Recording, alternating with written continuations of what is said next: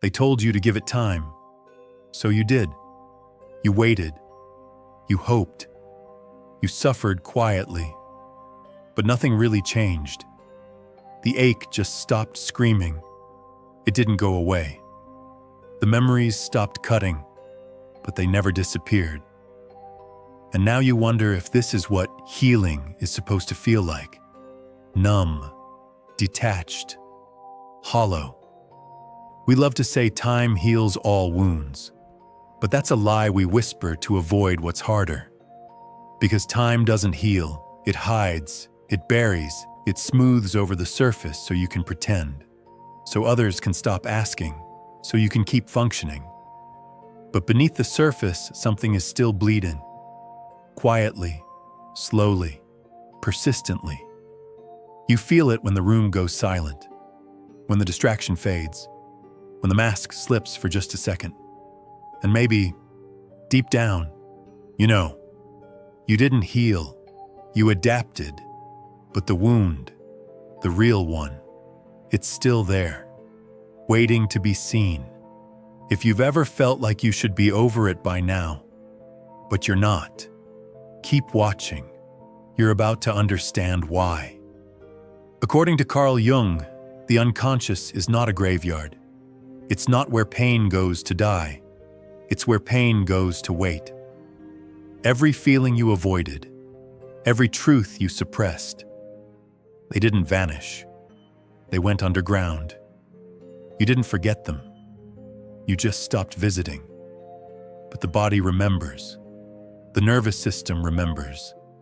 And worst of all, the shadow remembers.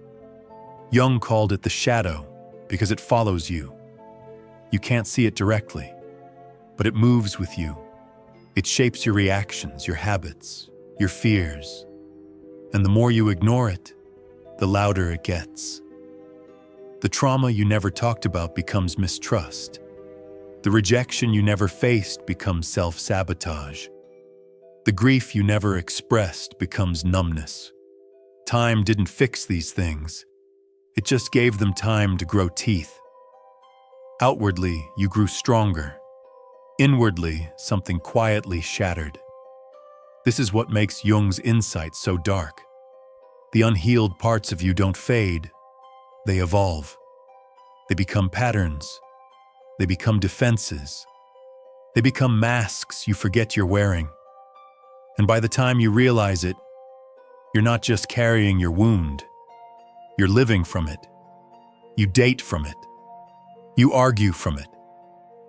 You choose your career, your friends, even your dreams from it. Not because you're broken, but because you never got the chance to fully see it. Because no one told you that repression isn't healing. The pain didn't pass. It passed through you and kept walking beside you, quiet, unseen, until now. Time only heals what was meant to be forgotten. But the deepest pain, the kind that shapes your instincts, your relationships, your worldview, doesn't care how many years pass. It lingers beneath the surface, silent but alive, waiting for a moment of weakness or stillness to reemerge. We call it growing up. But sometimes it's just growing quieter. Jung understood this better than anyone. He saw that the unconscious doesn't operate on our schedule. It doesn't fade with age. In fact, the longer we ignore it, the more control it gains over us.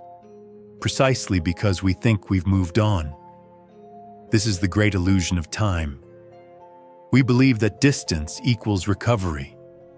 That if we stop thinking about the wound, if we stop crying over it, if we can go a day or a week or a year without it consuming us, we must be healed.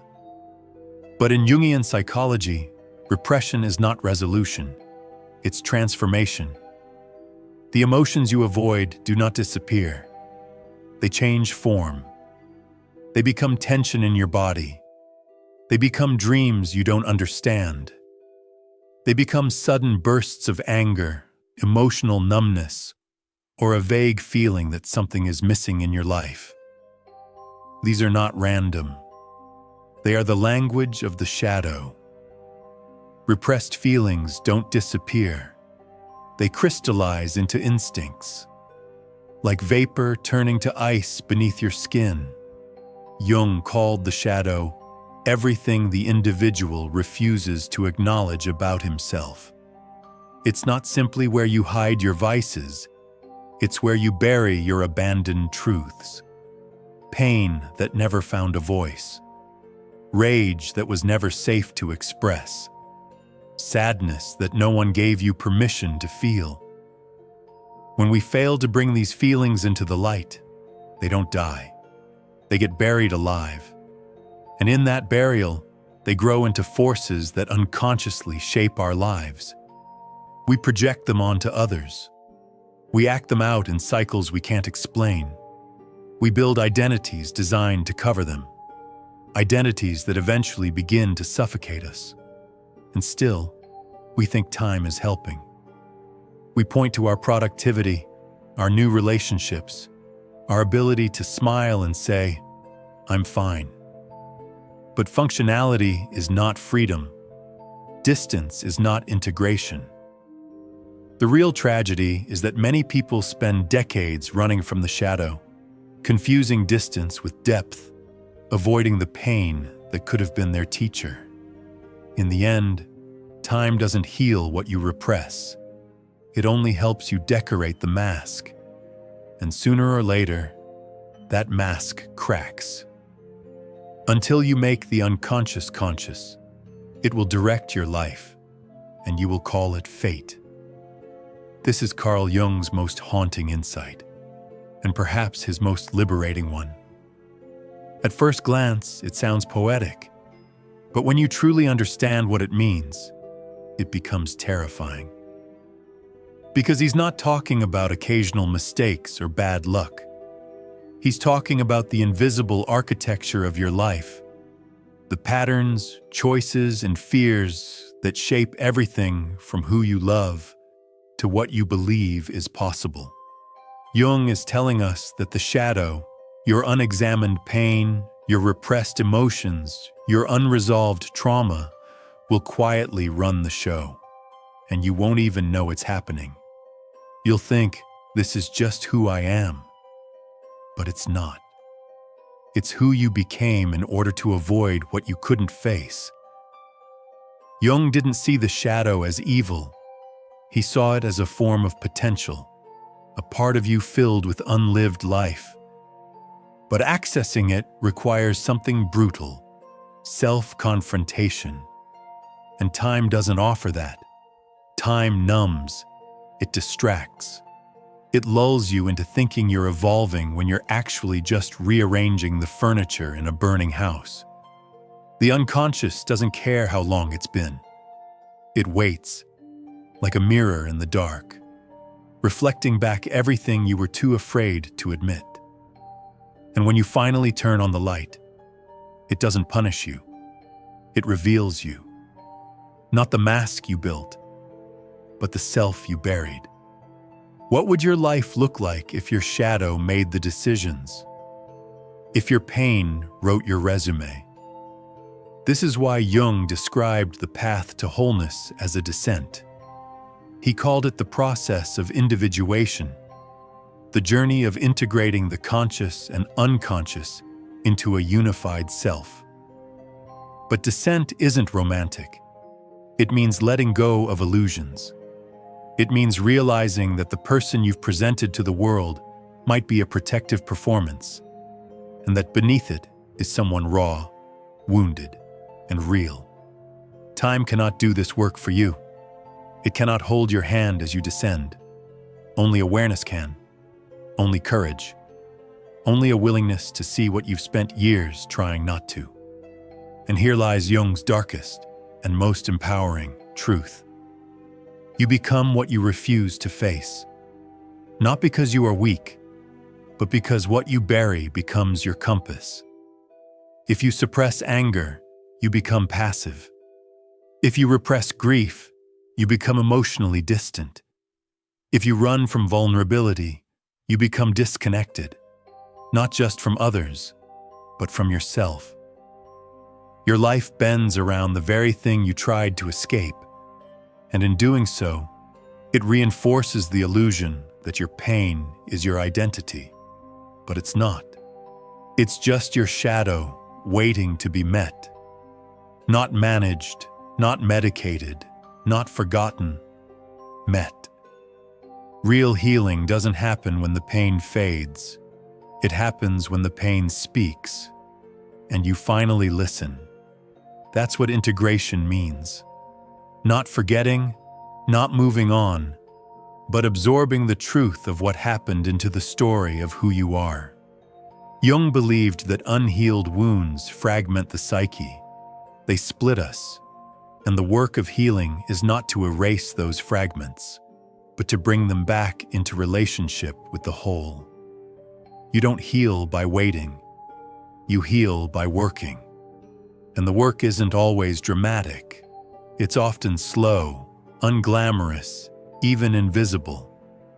It's journaling when your thoughts scare you. It's sitting in silence when every part of you wants distraction.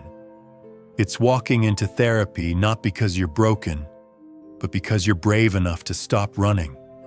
It's saying, I don't know who I am anymore, and realizing that's the beginning, not the end. Time can support this process, but only when paired with intention. Left alone, time is a cushion. It softens, it delays, but it doesn't transform. Transformation requires friction, conscious effort, reflection. Integration asks 3 things of you: awareness, patience, and presence. Jung's method of individuation wasn't passive. It was a fire you willingly walked through to reclaim the parts of yourself you disowned. And yes, it hurts. But that hurt has meaning. It isn't pointless. It's purifying. We've been sold the idea that healing should feel good. But sometimes, it feels like grieving the version of yourself you thought you had to be. Sometimes, it feels like letting go of the lie that you're fine. And what's left, beneath the ashes of what time tried to bury, is the beginning of something whole.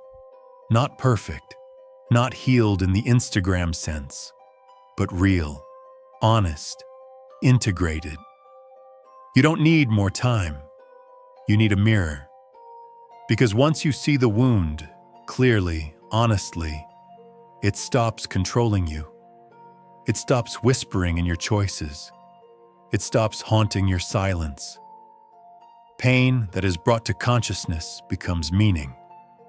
Pain that remains unconscious becomes fate. And here's what Jung knew: what time can never give you: clarity. You are not your trauma. You are not your fear. You are not the voice in your head that says it's too late. You are the one who turns around to face it. You are the one who walks back down into the forgotten places. You are the one who integrates what others avoid. That is power. That is healing. That is wholeness. Because when you feel your pain on purpose, it stops being your prison. It becomes your path. Time won't heal you, but you will.